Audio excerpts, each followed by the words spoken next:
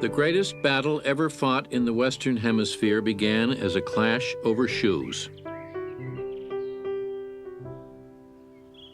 At dawn on July 1st, a Confederate infantry officer led his men toward the little crossroads town of Gettysburg, Pennsylvania, within view of a Lutheran seminary whose high cupola offered a fine prospect of the surrounding farms and rolling hills. There was rumored to be a supply of shoes at Gettysburg, and the footsore rebels were there to commandeer them. The South came in from the North that day, and the North came in from the South. On the outskirts of town, the Confederates ran headlong into General John Buford's Union cavalry. While both sides sent couriers pounding off for reinforcements, Buford tried desperately to hold his ground. But the Confederates finally overwhelmed him and pushed the Union forces back toward town. People were running here and there, screaming that the town would be shelled. No one knew where to go or what to do. My husband went to the garden and picked a mess of beans, for he declared the rebels should not have one. Sally Broadhead. Every Confederate and Union division in the area now converged on Gettysburg, Pennsylvania.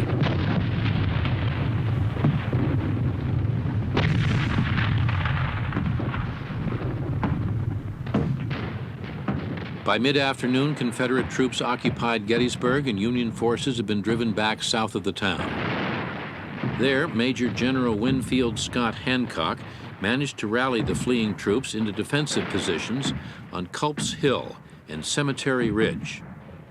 A sign near the cemetery's gateway read, "All persons found using firearms in these grounds will be prosecuted with the utmost rigor of the law."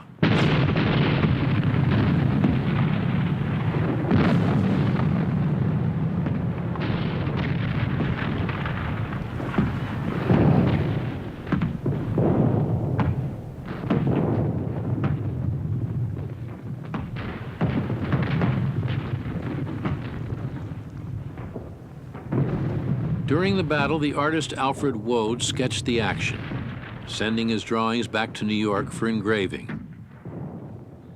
Meanwhile, Sam Wilkeson of the New York Times filed dispatches, sitting next to the fresh grave of his son. Lee arrived in the middle of the afternoon, set up headquarters, and urged Ewell to renew the attack before nightfall. Ewell chose not to. His men needed rest.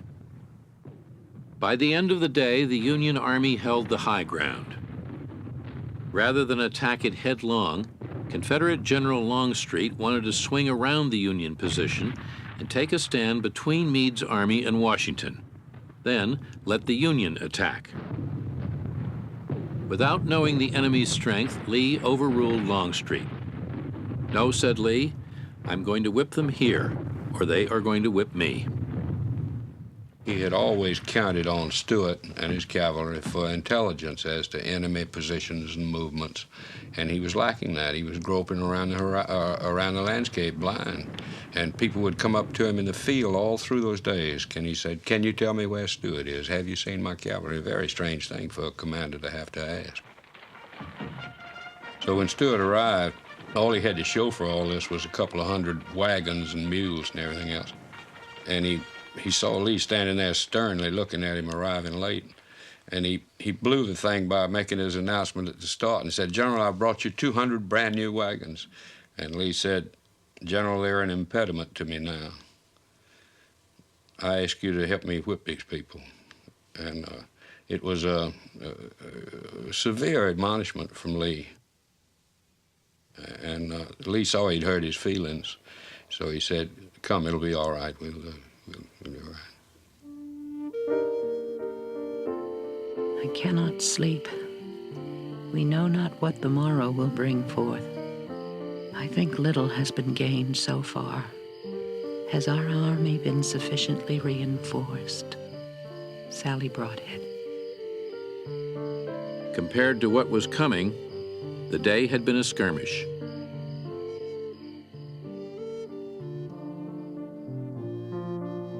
My dear son Albert, I received your affectionate letter yesterday, and I assure you, my dear son, it gives me great relief of mind to hear that you and your dear brothers were still in the land of the living. I had not heard one word from you since Barlow Rogers returned home. May God bless you, my dear Albert. Your devoted father, Thomas Batchelor.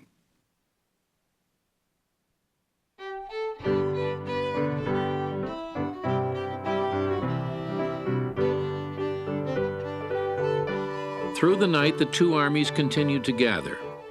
After a 35-mile all-night march, Union General John Sedgwick arrived with his 6th Corps. By morning, 65,000 Confederates faced 85,000 Federal troops commanded by General George Meade. Hills overlooked the Federal position at either end. To the north on the Union right, Culp's Hill and Cemetery Hill.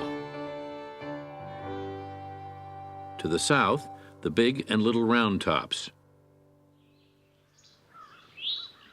Lee wanted them taken. Meade was no less determined to hold his ground. All commanders are authorized to order the instant death of any soldier who fails in his duty at this hour.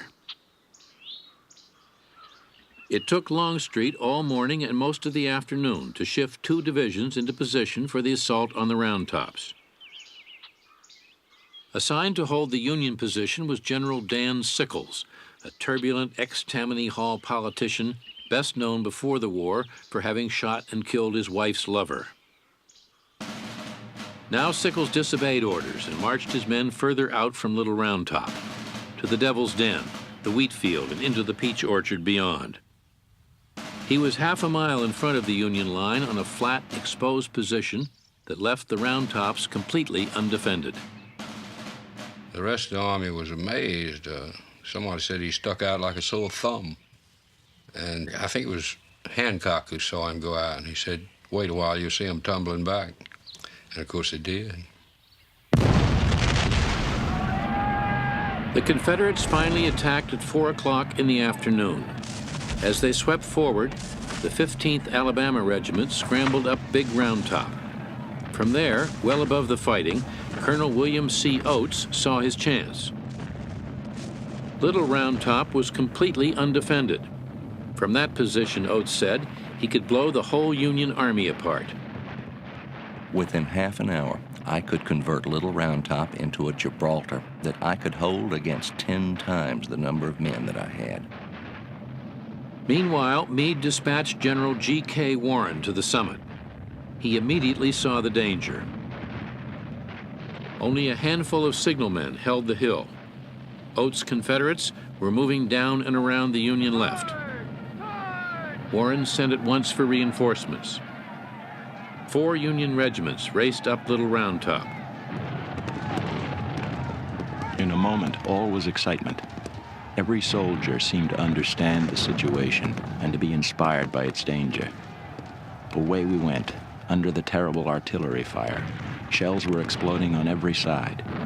But our men appeared to be as cool and deliberate in their movements as if they had been forming a line upon the parade ground in camp. Up the steep hillside, we ran and reached the crest. At the extreme left of the Union line now was Joshua Lawrence Chamberlain's 20th Maine. Oates' Alabamians were already moving between the 2 hills. Chamberlain's orders were to hold that ground at all costs. Imagine, if you can, 9 small companies of infantry, numbering perhaps 300 men, in the form of a right angle, on the extreme flank of an army of 80,000 men, put there to hold the key of the entire position against a force at least 10 times their number. Stand firm, you boys from Maine. For not once in a century are men permitted to bear such responsibilities for freedom and justice, for God and humanity as are now placed upon you. 360 Maine men now took cover behind boulders. They had less than 10 minutes to spare. At the last possible moment, Chamberlain sent his Company B across the hollow between the hills to bolster his left flank. Before they were in place, Oates' Confederates charged up the slope. Chamberlain assumed Company B had been wiped out. He could not afford the loss. The Maine men opened fire into the charging rebels. Oates' men staggered but regrouped and came at them again. The line had broken because of the timber in the first fire of the hidden Federals. A long line of us went down, 3 of us close together. There was a sharp electric pain in the lower part of the body, and then a sinking sensation to the earth. And falling, all things growing dark. The one and last ideas passing through the mind was, this is the last of Earth. Private W.C. Ward, 4th Alabama. The enemy was pouring a terrible fire upon us, his superior forces giving him a great advantage.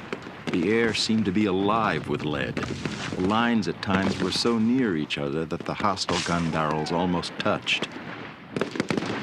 The Southerners drove the Maine men from their positions 5 times. 5 times they fought their way back again. Saplings were gnawed in 2 by bullets.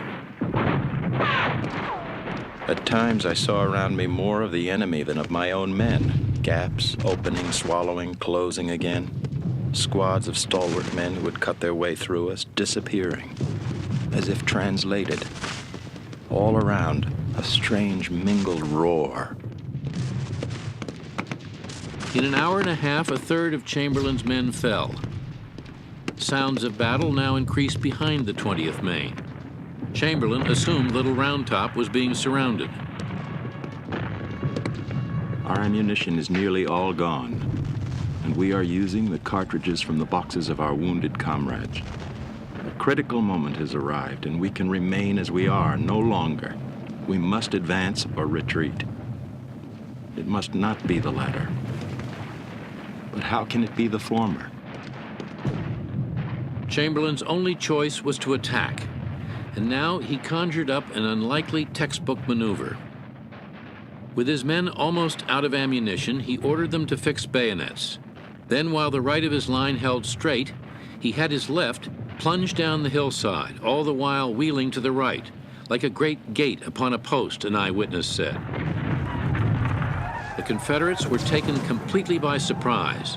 Those in the front ranks dropped their weapons. Those behind turned and ran. Many of the enemy's first line threw down their arms and surrendered. An officer fired his pistol at my head with one hand, while he handed me his sword with the other. The Confederates had gone only a few paces when from their left came a second horrifying surprise.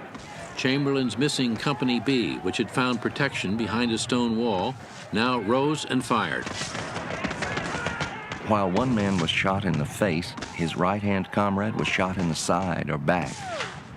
Some were struck simultaneously from 2 or 3 balls from different directions. Colonel William C. Oates. Oates' men wavered, broke, and ran for their lives.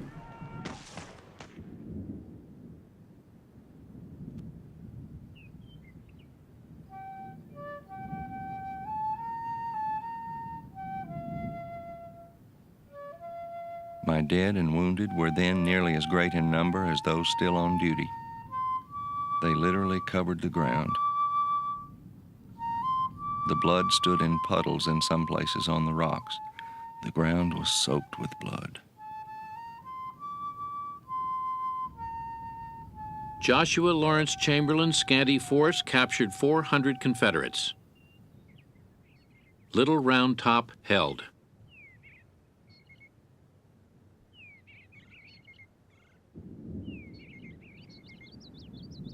The regiment we fought and captured was a 15th Alabama. They said they never were whipped before and never wanted to meet the 20th of Maine again. Corporal William T. Livermore. On the slopes of Little Round Top, farmers from Talladega, Alabama had fought fishermen from Presque Isle, Maine. The 2 towns were each 650 miles from Gettysburg, which lay almost exactly on a direct line between them. Throughout the day's fighting, Colonel A.S. Fremantle, a British observer traveling with Lee, was surprised to hear the sound of a Confederate band playing polkas and waltzes amidst the hissing and bursting of the shells.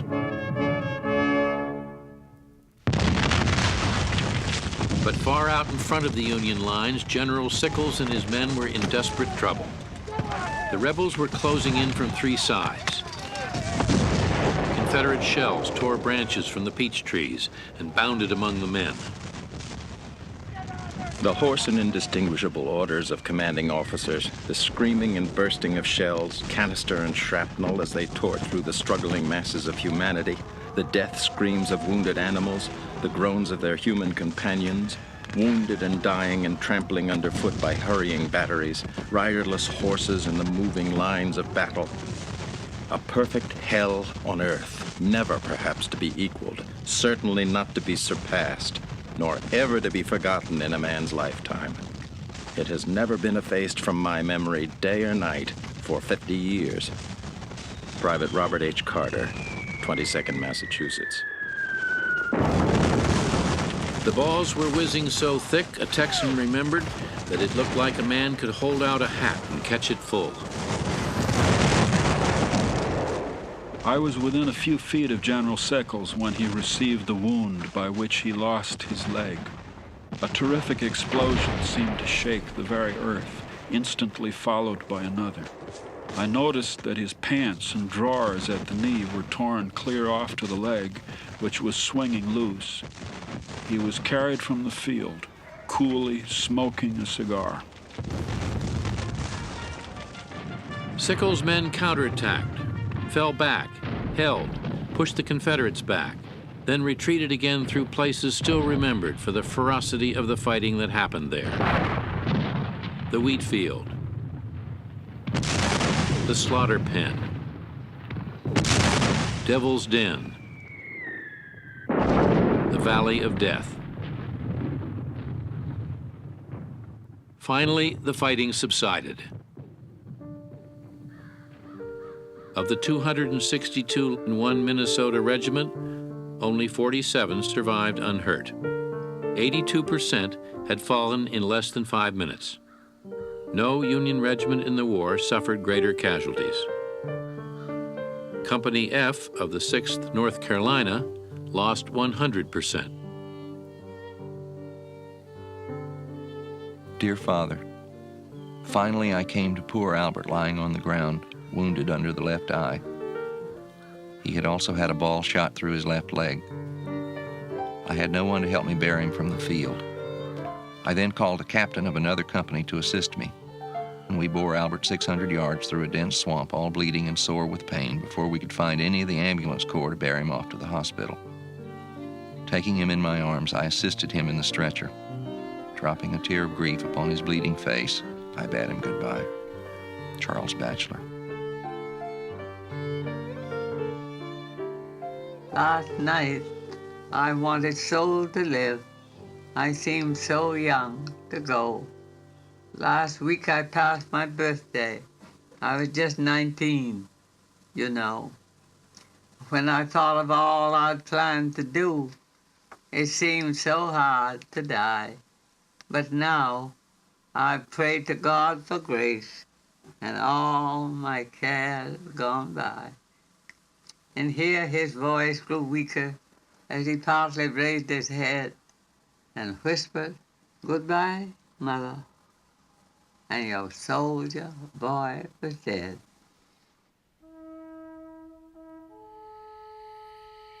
Who is victorious or with whom the advantage rests, no one here can tell. Some think the rebels were defeated, as there's been no boasting as on yesterday, and they look uneasy and by no means exultant. I fear we are too hopeful. We shall see tomorrow. Sally Broadhead.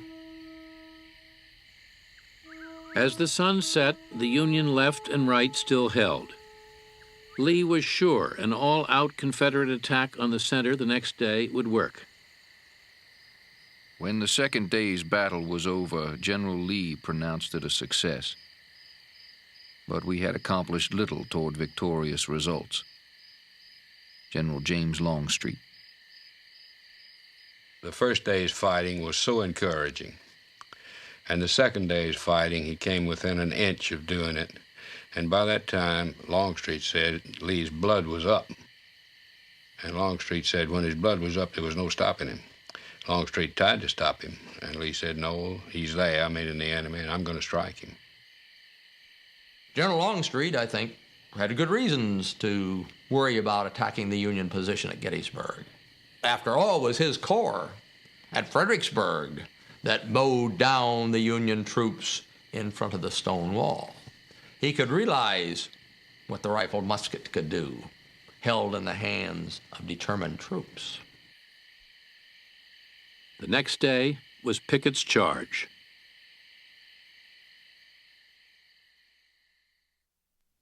Lee, by the summer of 1863, had come to believe that he was invincible, and so was the Army of Northern Virginia. The record would almost invite that when you see how they had pummeled one Union general after another and had defeated, or at least fought to a draw, the Army of the Potomac almost in every battle up to that point. And Lee really did think that if he asked his boys to do something, they would do it, that they would do anything. He had come by Gettysburg then to believe in his invincibility and that of his men, and it was his doom.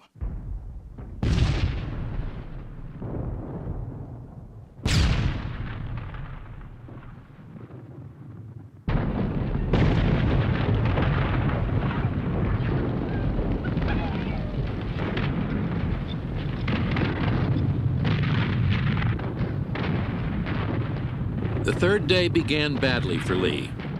Ewell's men were driven back from Culp's Hill. Jeb Stuart was supposed to get behind the Federals and attack them from the rear. But Union cavalry stopped and held him, thanks in part to a series of reckless charges led by 23-year-old General George Armstrong Custer.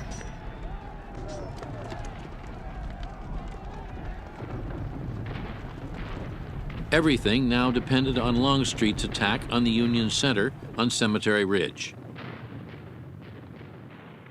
Meade saw it coming and was ready for him. The man Lee chose to lead the assault was dashing, perfumed General George E. Pickett, who had never before taken his division into combat. It was an incredible mistake, and there's scarcely a trained soldier who didn't know it was a mistake at the time it was done, except possibly Pickett himself, who was very happy at a chance for glory. But every man who looked out over that field, whether it's a sergeant or a lieutenant general, saw that it was a desperate endeavor, and I'm sure knew that it should not have been made. Pickett's men filed into the woods west of the Emmetsburg Road and waited in the stifling heat. To relieve the tension, some of the men pelted each other with green apples. They knew what they were going to do, but they had to wait. And while they were waiting, formed and ready to move out, they were in defilade among brush and things. And a rabbit jumped out of the bushes and took off rearward. And one of the soldiers looked after him and hollered, "Run, old hare. If I was old hare, I'd run too." Sure, it wasn't all valor. Yeah. Exactly at 1 o'clock, a giant artillery barrage intended to soften up the Union defenses before the attack began with a deafening explosion. Meade had just left his commanders finishing their lunch. As an orderly served them butter, a shell tore the man in two.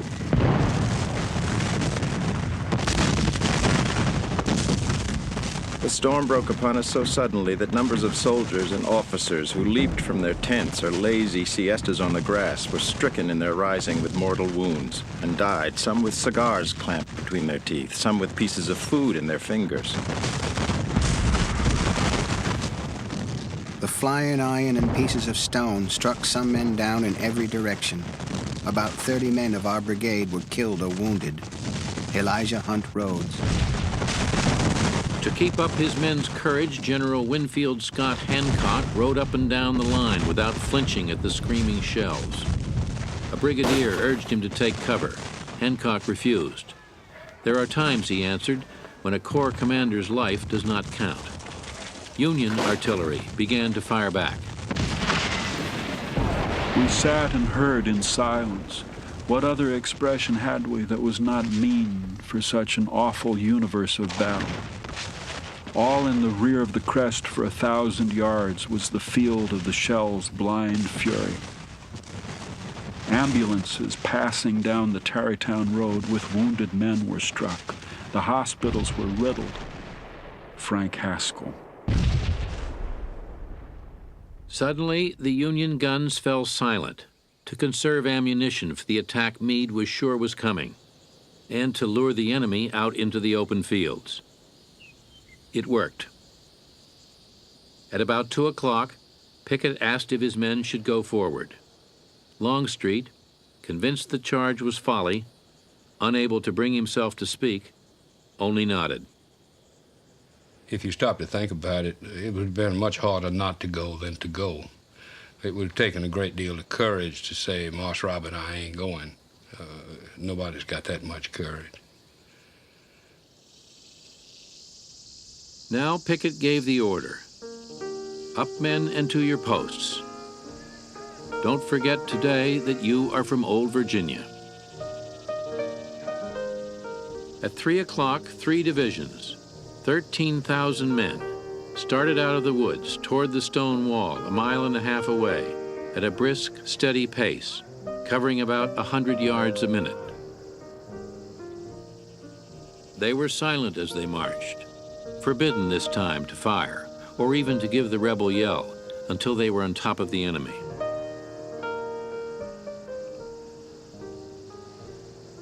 More than half a mile their front extends, man touching man, rank pressing rank. The red flags wave, their horsemen gallop up and down. The arms of 13,000 men, barrel and bayonet, gleam in the sun. A sloping forest of flashing steel. Right on they move, as with one soul. None on that crest now need be told. The enemy is advancing. Every eye could see his legions, an overwhelming, resistless tide, an ocean of armed men sweeping upon us. All was orderly and still upon our crest, no noise and no confusion. General Gibbon rode down the lines, cool and calm, and in an unimpassioned voice, he said to the men, "Do not hurry, men, and fire too fast. Let them come up close before you fire, and then aim slow." It was, a Union colonel recalled, the most beautiful thing I ever saw. Suddenly, the Union artillery on Cemetery Ridge and Little Round Top opened fire, and a great moan went up from the Confederate line. We could not help hitting them at every shot, a Federal officer recalled. As many as 10 men at a time were destroyed by a single bursting shell.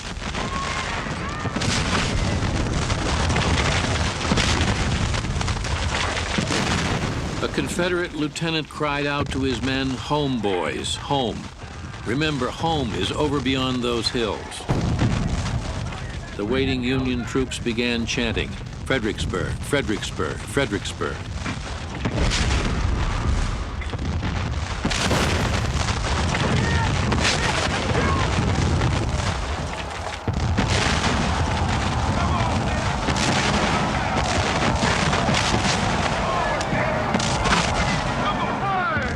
When the first Southerners came within 200 yards, Union General Alexander Hayes told his men to fire.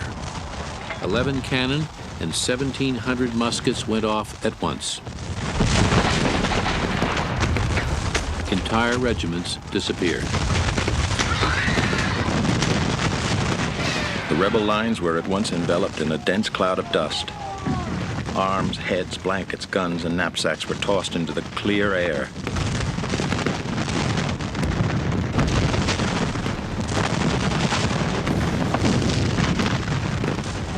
Still, the Confederates came on.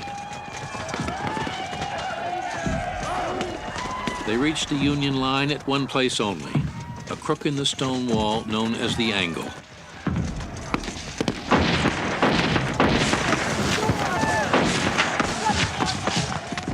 Seconds are centuries, minutes, ages.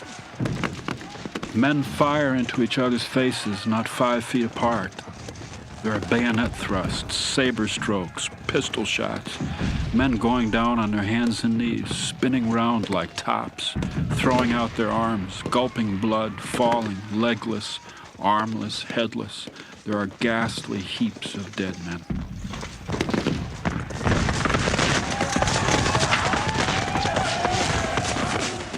Foot to foot, body to body, and man to man, they struggled and pushed and strived and killed. The mass of wounded and heaps of dead tangled their feet. And underneath the trampling mass, wounded men who could no longer stand fought, drowned in sweat, black with powder, red with blood. The Confederates were led by General Lewis A. Armstead. He stepped over the wall waving his hat on his sword and seized a Union battery before he was shot down.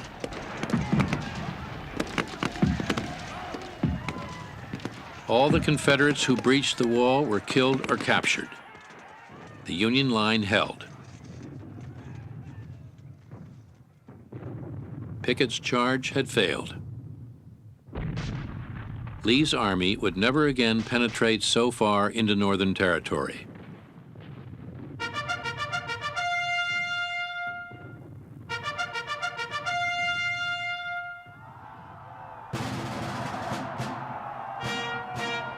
Cheer after cheer rose from the triumphant boys in blue, echoing from Round Top, from Cemetery Hill, resounding in the vale below, making the very heavens throb.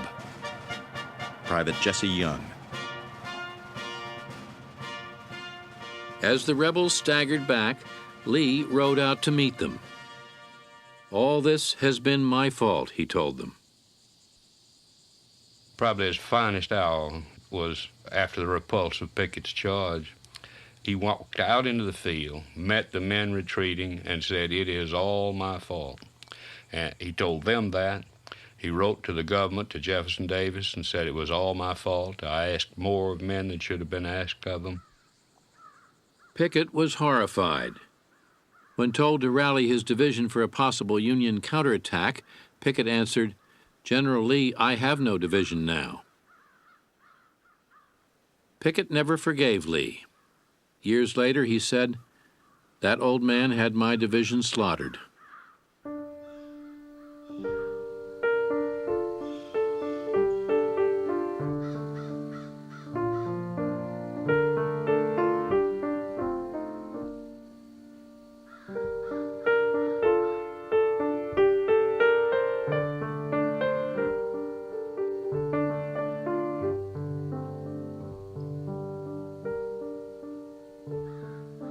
Gettysburg was the price the South paid for having R.E. Lee.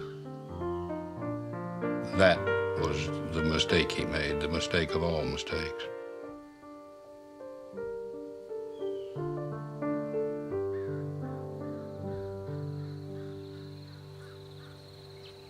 "6,500 men had fallen or been captured, half of those who marched out of the woods. All 15 regimental commanders had been hit. So had 16 of 17 field officers, 3 brigadier generals, and 8 colonels. Every one of the University Grays, a company made up of students from the University of Mississippi, had been killed or wounded. Gettysburg, Longstreet said, had been ground of no value. That day, he added, was the saddest of my life. Almost a third of those engaged, 51,000 men, were lost. The North suffered 23,000 casualties. The South, 28,000. The 2,400 inhabitants of Gettysburg now had 10 times that number of dead and wounded men to care for. Wounded men were brought into our houses and laid side by side in our halls and first-story rooms. Carpets were so saturated with blood as to be unfit for further use. Walls were blood-stained, as well as books that were used for pillows. Jenny McCreary. The Confederacy could not afford such sacrifices. All hope of invading the North was ended. The next day, Lee began the long retreat back to Virginia as a summer downpour washed the blood from the grass and pelted the wounded who rode in a wagon train that stretched 17 miles.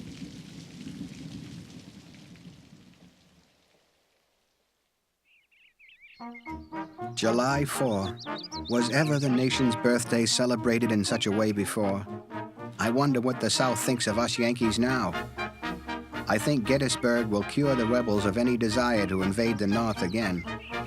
Elijah Hunt Rhodes. Despite urgings from Washington, Meade refused to attack Lee's retreating army. Another opportunity to destroy the Army of Northern Virginia was lost. Once again, Lincoln was furious. Meanwhile, Robert E. Lee wrote Jefferson Davis offering to resign. Dear President Davis, I cannot even accomplish what I myself desire. How can I fill the expectations of others? I generally feel a begrowing failure of my bodily strength. I anxiously urge the matter upon your excellency from my belief that a younger and abler man than myself can readily be obtained. Robert E. Lee. The offer was not accepted.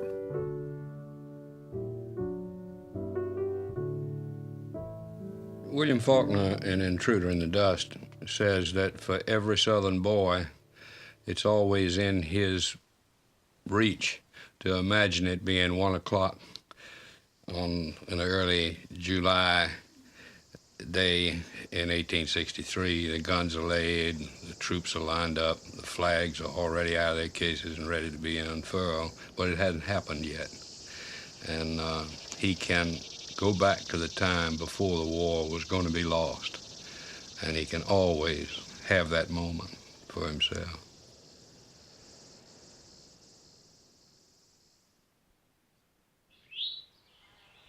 Hospital near Gettysburg. My dear Father, it has pleased the God of battles that I should number among the many wounded. Through his infinite kindness and mercy, I am permitted to inform you that I have recovered. I was wounded in 2 places. First, through the hip. Second, the ball entered the inner corner of my left eye and came out at the lower tip of my right ear. Both are doing fine and healed up. Write to me. I may get the letter. Your devoted son, Albert Batchelor.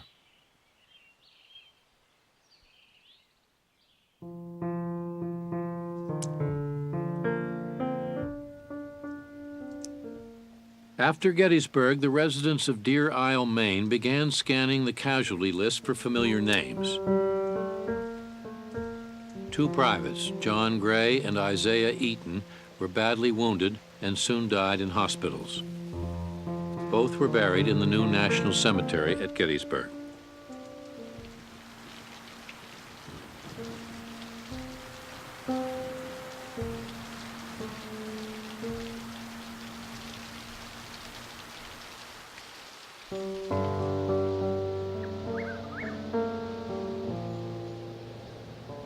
The streets grew quiet when news of Gettysburg reached Clarksville, Tennessee.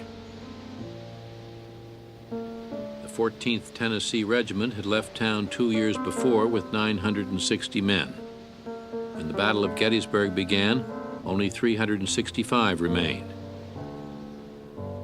By the end of the first day, there were 60 men left.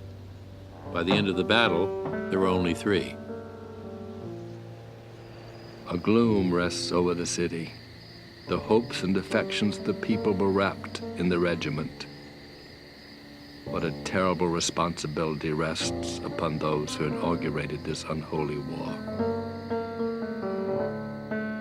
On July 26, 1863, Sam Houston, first President of the Republic of Texas, unshakable supporter of the American Union, died at Huntsville, Texas. I ask of him who buildeth up and pulleth down nations to unite us. I wish, if this union must be dissolved, Let its ruins be the monument of my grave.